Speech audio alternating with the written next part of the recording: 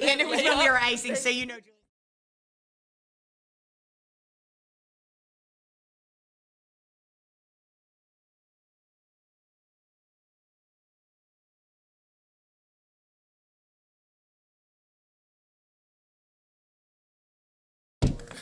Let's not say anything crazy. Start with an opening comment from Rebecca Tillett after the 77 to 75 win. You know, just so thrilled for our women.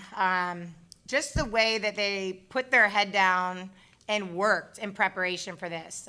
We took a little bit of a unique approach with the 2 days. One of the days was really heavy on recovery, mental and physical, and then really got after it in practice yesterday intensely, and then an intense shoot around. And they were just locked in every step of the way. And anytime they were maybe not locked in, they quickly refocused themselves.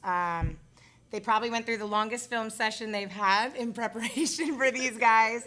But just so pumped for our leaders, for Brooke's unbelievable game, for Peyton's consistency, and just everybody made great plays that got in the game. And the women on the bench were giving us feedback every single time. UMass comes out, scores 28 points in the first quarter. A lot of teams might just pack it in, say, look, it's not our day. They're just making a bunch of threes on us. But this team never quit. They fought, like you said, and a huge turnaround, particularly in that third quarter. Yeah, you know, we knew they could score it. I mean, goodness, they're fun to watch if you're not playing against them. They're fun to watch. So the threes in the first half, and then we thought we turned it over too much in the first half. That was the main conversation at halftime. We're doing all these things right. Let's lower our turnover numbers, and let's quiet them down from three. And we did both. We met our turnover goal. They only had 3 in the second half, and 1 was kind of at the buzzer.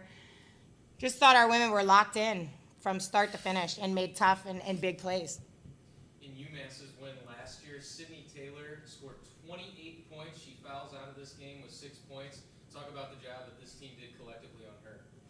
Yeah, I thought our team was great. Kyla did a really good job on her tonight, and other people as well in different moments. But Kyla was really inspired to guard her.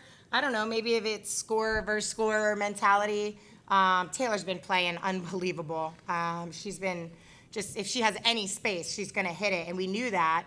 And I thought our women did a great job. Julia's play to go at her when she had 4 fouls, Ken's decision making. When we were trying to get her another foul, and then finding Peyton for an open 3 and Peyton burying it. Just really, really great plays by our women.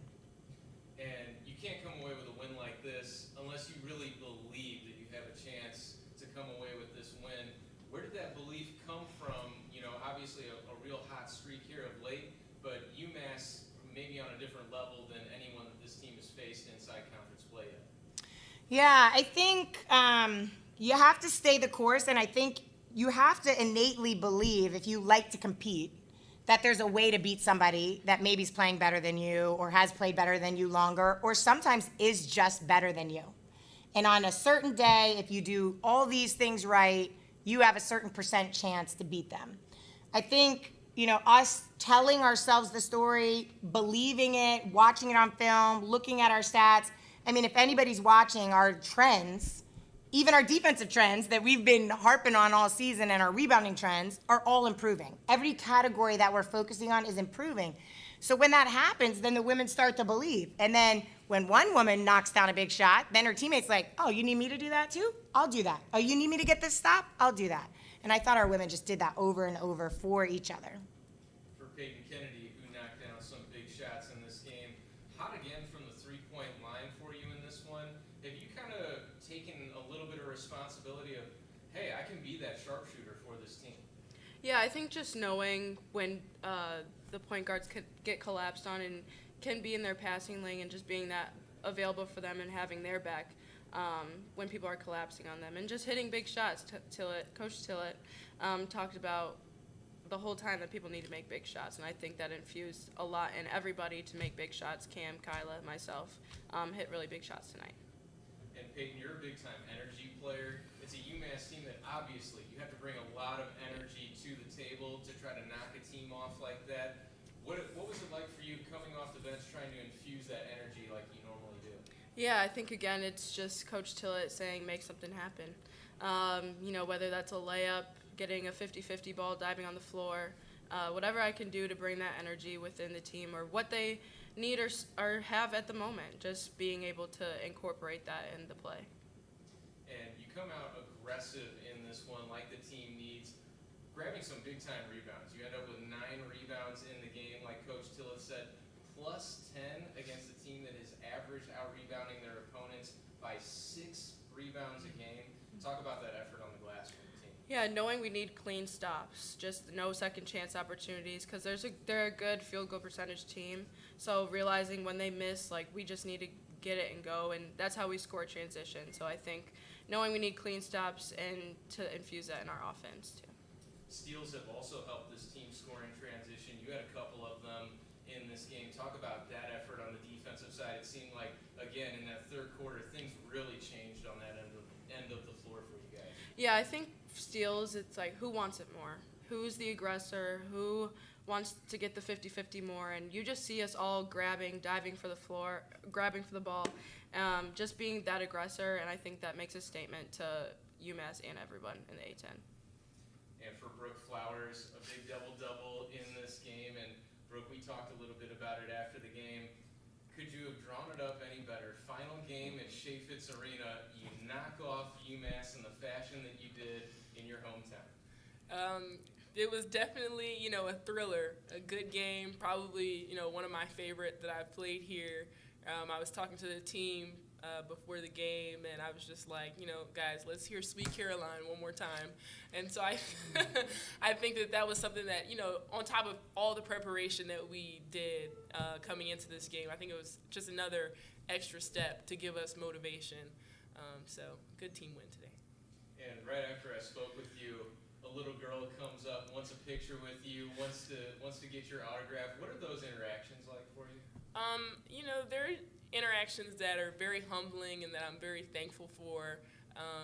I remember, being the girl in the stands, watching great players like Jackie Kemp and Madison Gitz play on the floor.